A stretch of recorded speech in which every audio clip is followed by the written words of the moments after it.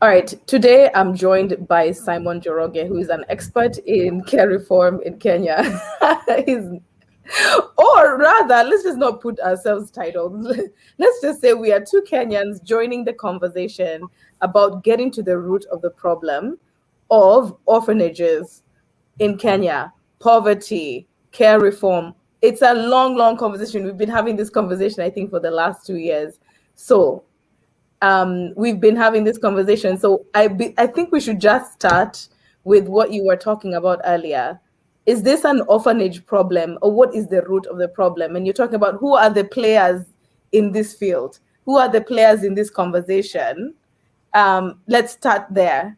And what are their interests in starting this conversation about care reform in Kenya? Let's just start there. One, thank you for having me. And just to clarify, I'm not an expert. I just happen to have an interest. Right. Apart from that, in my opinion, we don't have an orphanage problem. Mm. We have a poverty and inequality problem. Mm. Orphanages are just a symptom of that problem.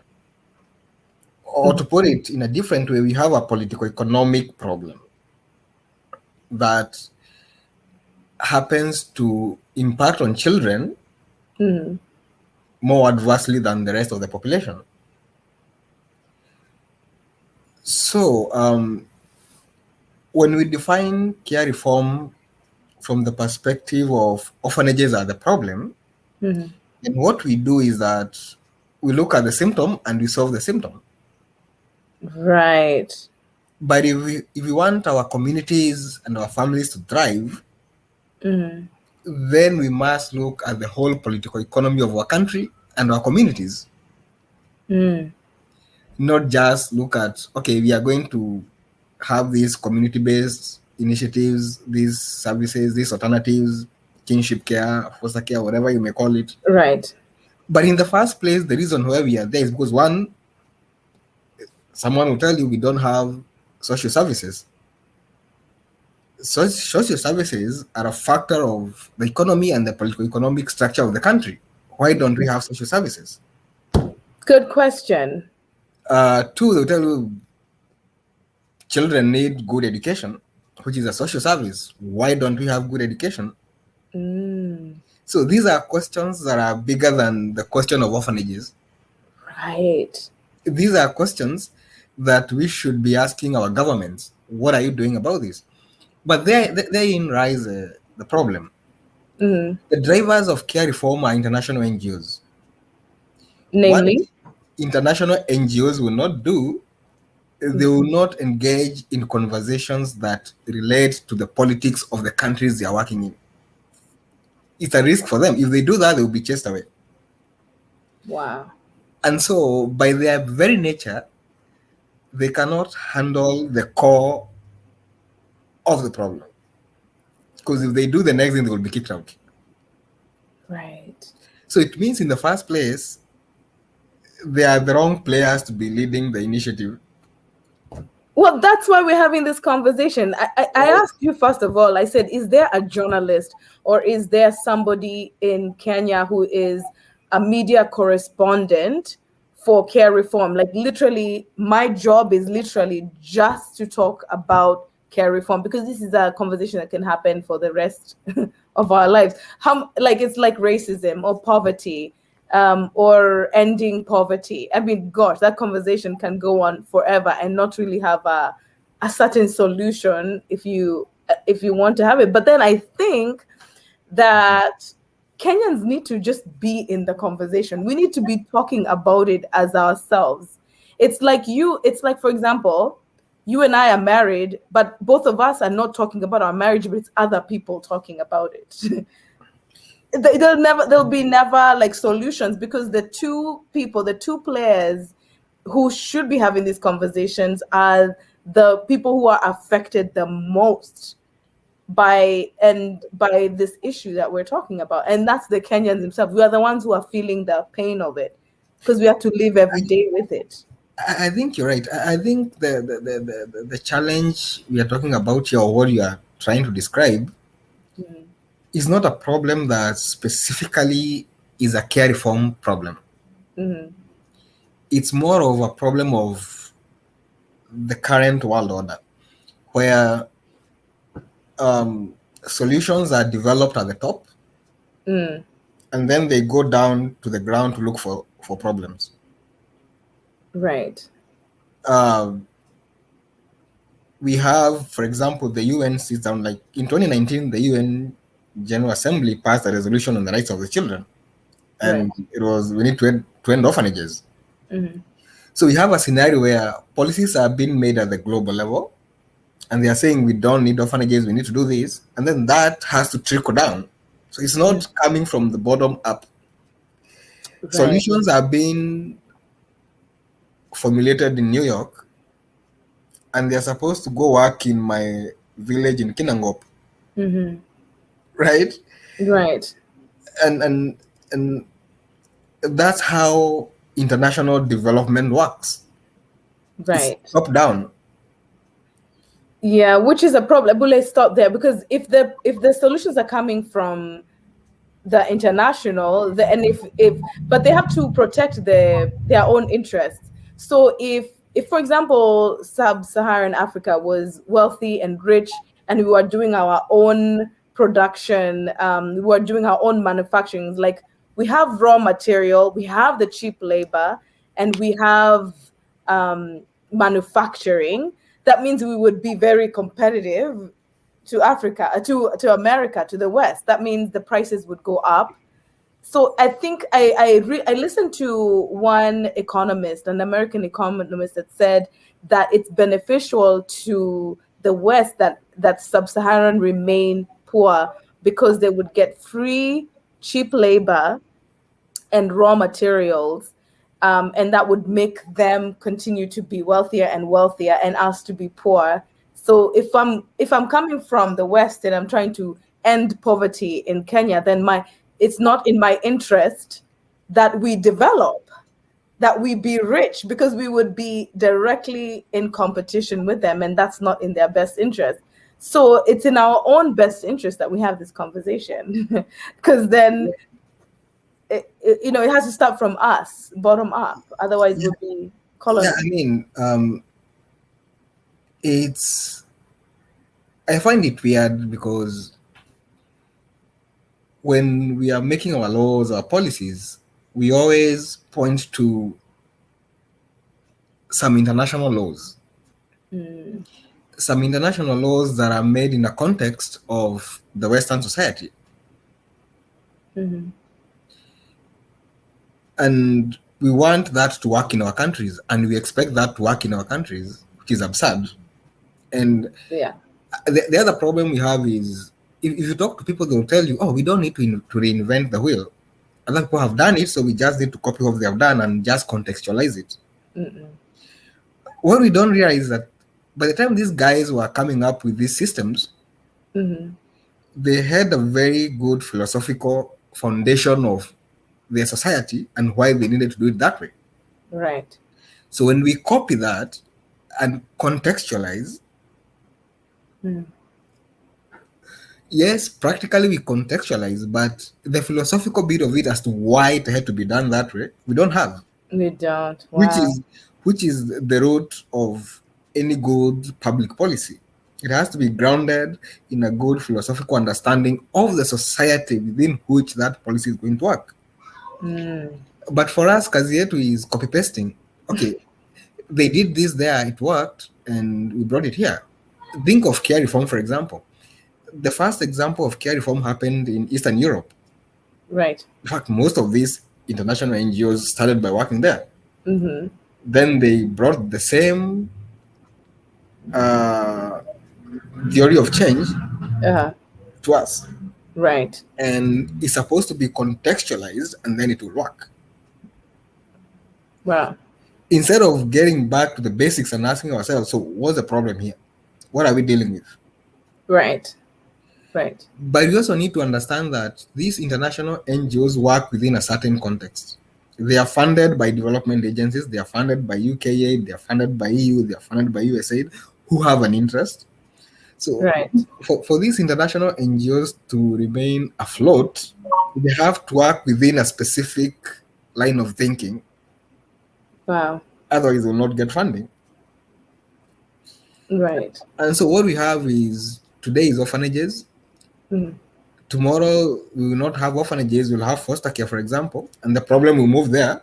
Oh, And I so can only imagine we'll what start that dealing with the would look problem of like. foster care, and the cycle continues unless these initiatives are led by the local communities. They are the Right. ones who know their problem. Right.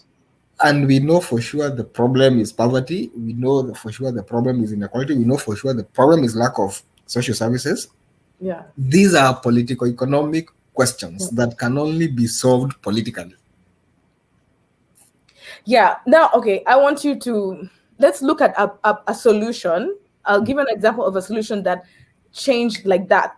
It was initiated by our government, and within months, it was implemented, and it's something that was followed through. I'll give you an example of plastic. Remember, there's that time that we used to use plastic bags, right?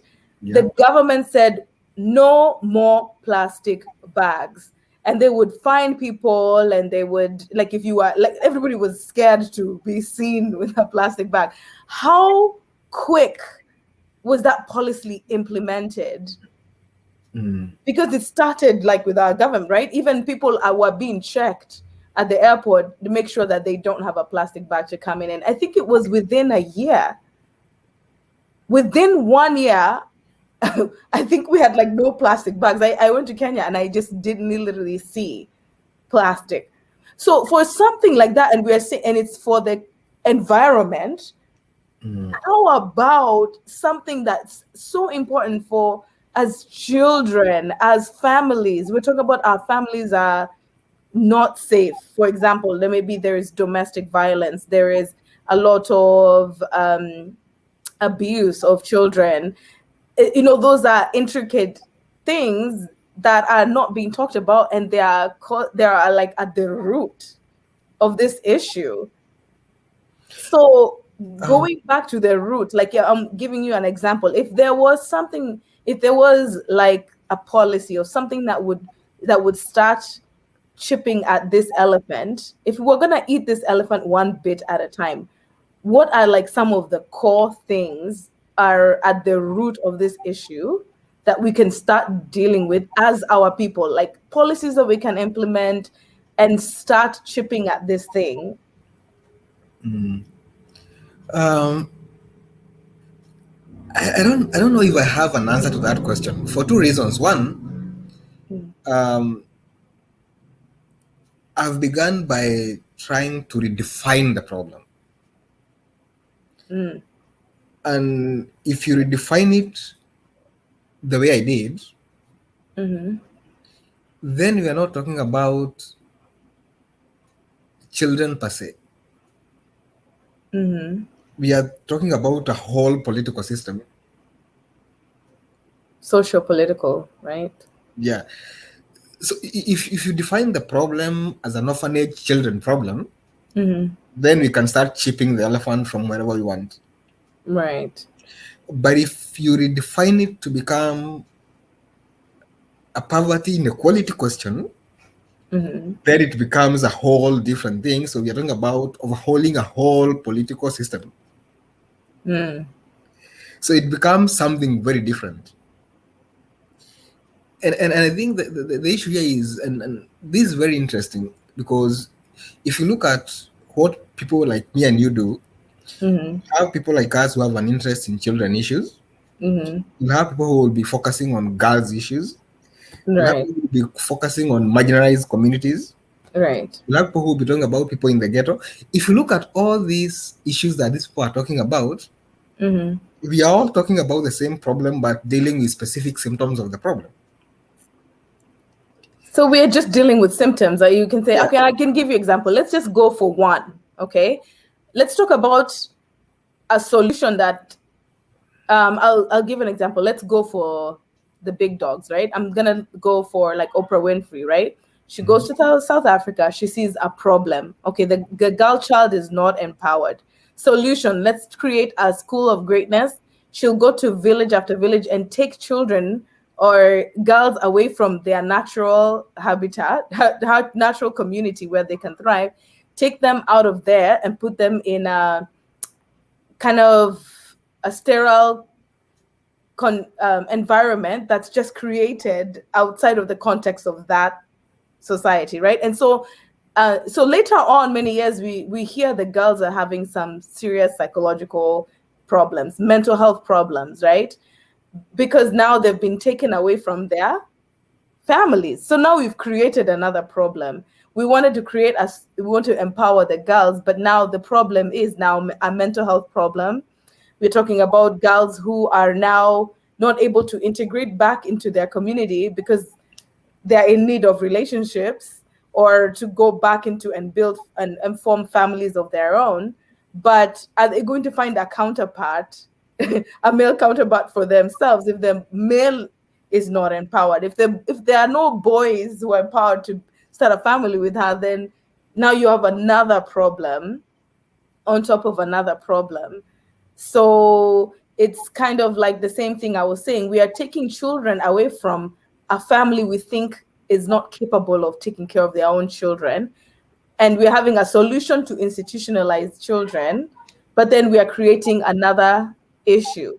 So when I talk about community development, I was thinking of like a solution of, if you're going to empower a community, start a school within the vicinity of that community that will empower both the boy and the girl, and they can grow up together and they can learn from each other. And then the people who are the teachers, the people who are the stakeholders are the parents, the community, those people who really feel like that school should be thriving. And so you're empowering the entire community. That's what I'm thinking is like a solution. And if there are abusers, if the children are not safe in that, then you incarcerate the perpetrators. So you're looking at a legal problem, because if the perpetrators are in the community, maybe pedophiles or abusive parents, or and instead of taking the children away, why don't we like incarcerate have justice served for the Mhm. perpetrators? So then that becomes like an issue with social justice. So you see how I'm trying to like look at it in terms of like community development. Yeah, and I think you're right. The issue for me, I don't have a problem with that kind of an approach. Mhm. I think for me, the key point is those approaches are what I would call short term strategy. Band-aid, like a band-aid to Yeah. the issue. But if that does not happen within a broader context of a long term plan, Mm, then we'll still have the same problem manifest itself in a different way.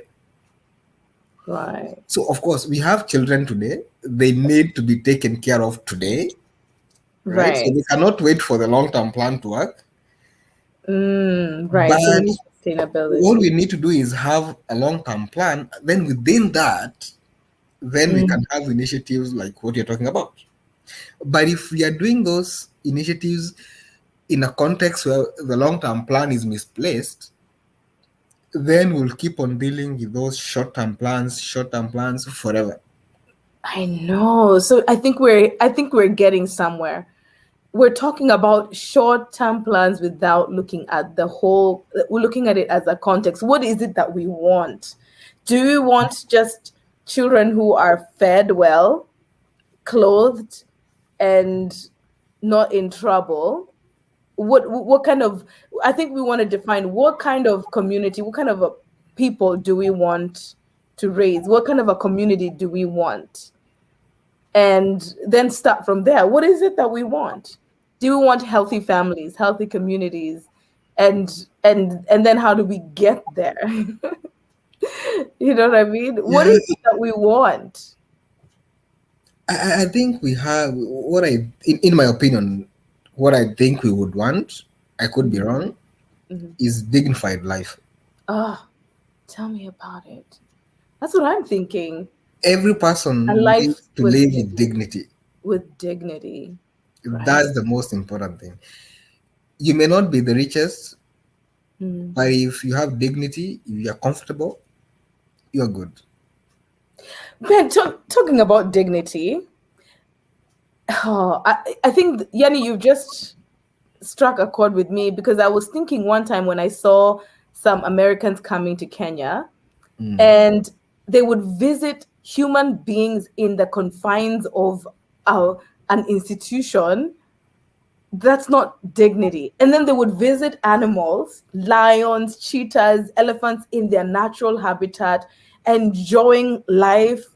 And like I felt like the animals were like that wildlife initiative that was it created a really dope way for animals to live, which is like way better than the human children are living. Like, I mean, if you see how intricate that whole system is working, I'm thinking whatever we did for the animals, we should do for the human beings because it works perfectly. It's like a I mean, well-oiled machine. that's why I said almost every player in this thing has an interest. For example, someone will tell you, I care about orphans. Mm. So next summer I'll be going to Africa to look at orphans. And Look at when you go to Kenya, what you do is you go taking pictures with you and these orphans and post them right. on your Instagram. And I'm like, it's very straightforward. The essence of humanity is dignity. Mm. If you go and help this poor child because you're very nice and you're God loving, and then the next minute the photo of you and the child is on Instagram, you didn't even ask the child whether they are okay with that. Mhm.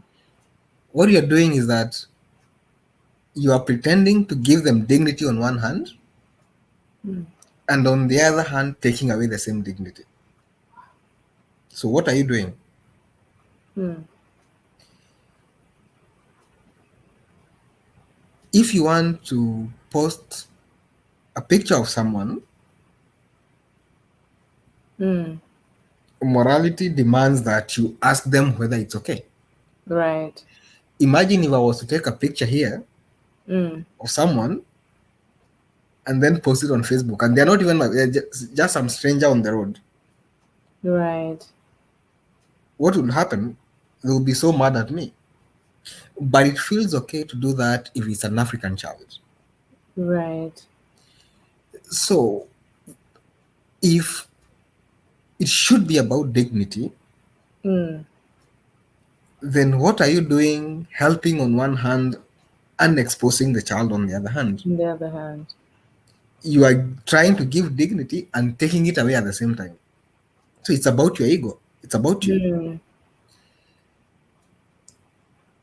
I believe it should be about dignity. And dignity is about respecting people no matter how poor you think they are, no Right. matter how needy they are. Wow. You should help them if you have to, for that matter, Mm. and make sure you know what you're doing because sometimes Right. you just see needy people and assume you know how to help them just because you think you know the solutions. You don't even listen to them. You know the solutions, you have them, so you take the solutions. Dignity is about if you want to help people, go Mm. and talk to them first. Know what they want. Once they tell you what they want, Mm. then work with them on that. And I think I shared with you a Bible verse. I don't remember what it's some in Proverbs. Mm.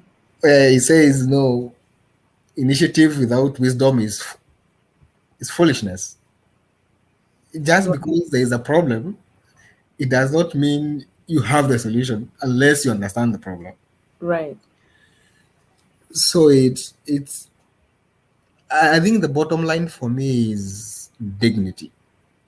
as long as you don't appreciate that poor people have dignity and that need to be restored, Mhm. then whatever you are trying to do is useless. If you think that will take you to heaven, then I'm sorry, because Yeah. what you're doing is,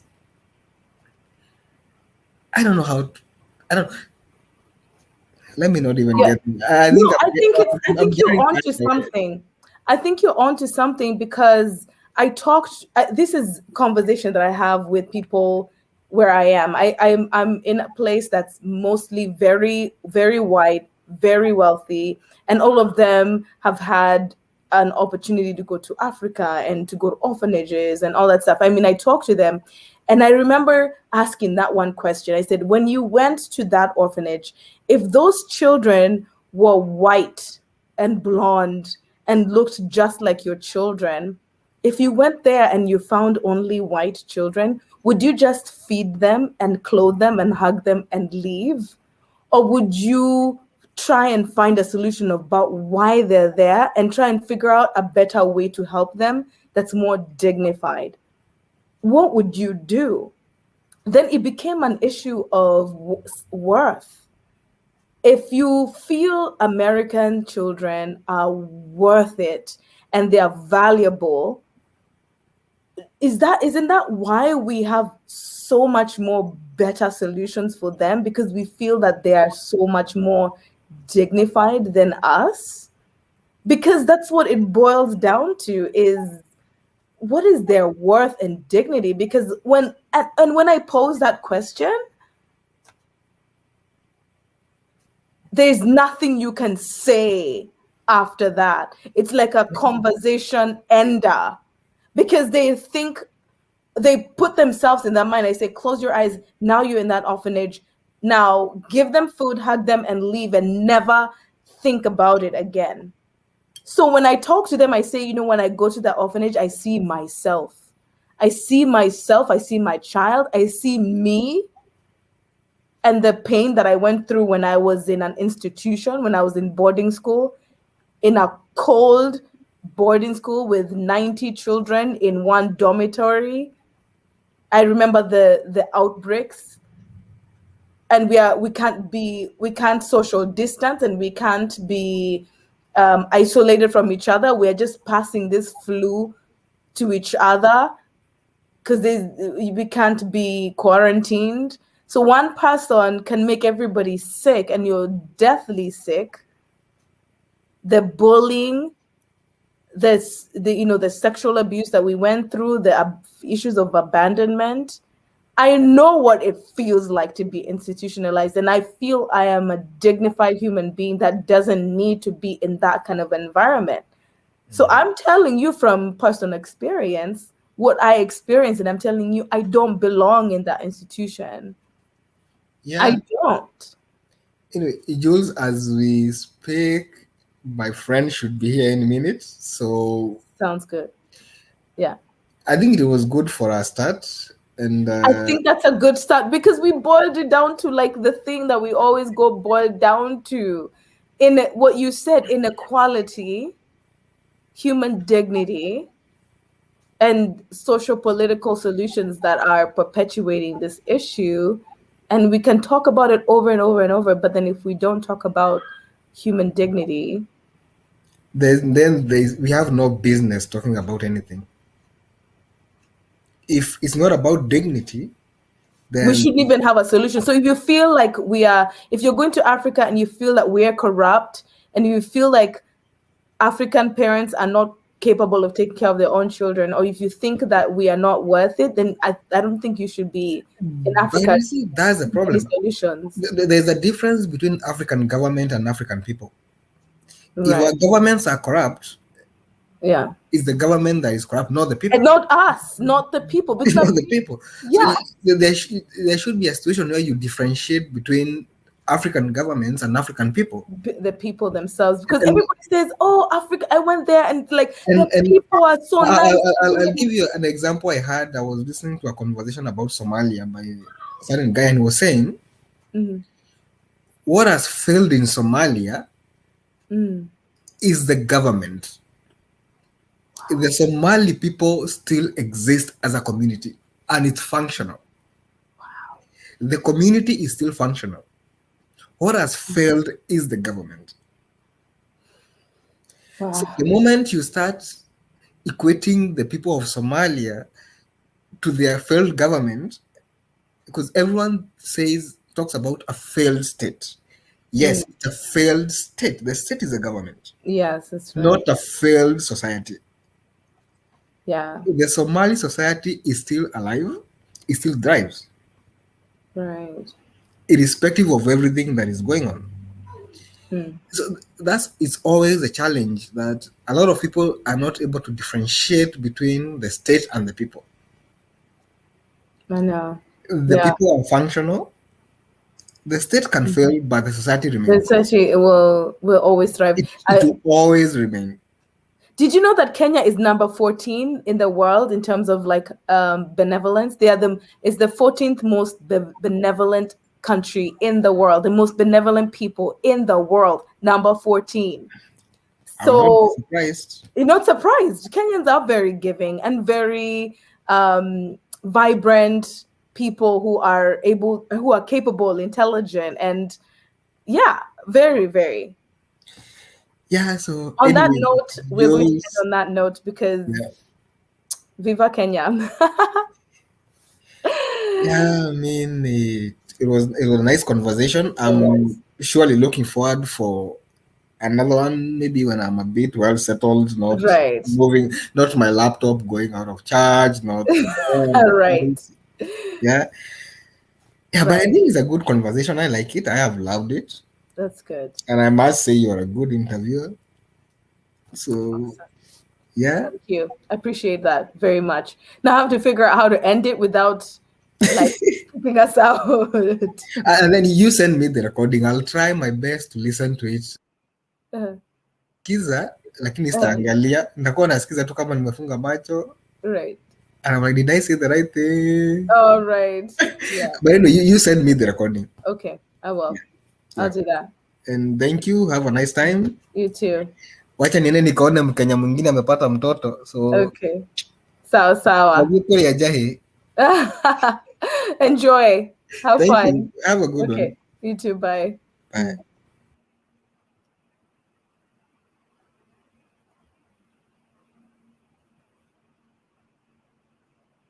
That was an awesome discussion, you guys. Human dignity, the dignity of the Kenyan people, love, freedom, purpose. Every single person in Kenya has has is created in God's image. We have something special within us. We do not need to be institutionalized or treated the way that we are being treated. Kenyans are one of the most benevolent, most vibrant people that I know. And I love my country. And we have the power to make a difference and a change. God bless you. See you on the next conversation.